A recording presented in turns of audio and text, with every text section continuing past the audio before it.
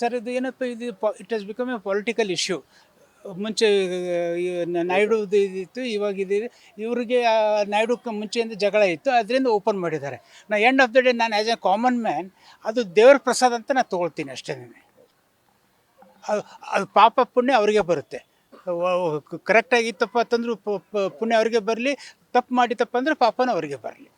ಇದು ಖುದ್ದು C M ಏನು ಮಾಡೋದು ಪೊಲಿಟಿಕಲ್ ಇಶ್ಯೂ, ಮತ್ತೇನು ಬೇರೆ ಏನಿಲ್ಲ. ಇವನು ನಂಬರ್ 1 ಕದಿಮನೇನ, ಇವನೇನು ಕಡಿಮೆ ಇಲ್ಲ, ಇವನು ಅವ್ರ ಮಾವಂದನೇ ಸೀಟ್ ಎಳೆದುಕೊಂಡು ತೊಗೊಂಡಿದ್ದವನು, ಇವನೇನು ಕಡಿಮೆ ಇಲ್ಲ. ಪೊಲಿಟಿಕಲ್ ಇದಕ್ಕೆ ಮೈಲೇಜ್ ತೊಗೊಳಕ್ಕೆ ಇದು ಮಾಡ್ತಾ ಇದ್ದಾನೆ ಅಷ್ಟೇ, ಬೇರೆ ಏನೂ ಇಲ್ಲ. ನಾಯ್ಡು ಏನು ಮಾಡ್ತಾ ಇರೋದು ತನ್ನ ಪೊಲಿಟಿಕಲ್ ಮೈಲೇಜ್ ತೊಗೊಳಕ್ಕೆ ಮಾಡ್ತಾ ಇರೋದು ಅಷ್ಟೇ. ಬೇರೆ ಜನಕ್ಕೆ ದೇವರಿಗೆ ದೇವಸ್ಥಾನಕ್ಕೆ ಉಪಯೋಗ ಆಗಲಿ ಅಂತ ಏನು ಮಾಡ್ತಾ ಇಲ್ಲ ಅವನು, ಡೆಫಿನೆಟ್ಲಿ ಇಲ್ಲ. ಇವಾಗ ಇವರೊಂದು 10 ವರ್ಷ ಇವರು ಪ್ರಿವಿಯಸ್ ಗೌರ್ಮೆಂಟ್, ಅದಕ್ಕಿಂತ ಮುಂಚೆ ಇವರೇ ಇದ್ರು. ಇವ್ರು ಯಾಕೆ ಮಾಡಲಿಲ್ಲ ಆನ್ಸರ್ ಮಾಡಲಿ ಅವರು. ಅಷ್ಟೇ, ಮತ್ತೇನಿಲ್ಲ. ಇದು ಅವಂದು ಏನು ಹುಳುಕು ತೋರಿಸ್ಬಿಟ್ಟು ಹಿಂದೂ ಓಟ್ ಗ್ರ್ಯಾಬ್ ಮಾಡ್ಬೇಕಂತ ಮಾಡೋದು ಅಷ್ಟೇ, ಮತ್ತೇನಿಲ್ಲ. ಇದಕ್ಕಿಂತ ಬೇರೆ ಏನೂ ಇಲ್ಲ.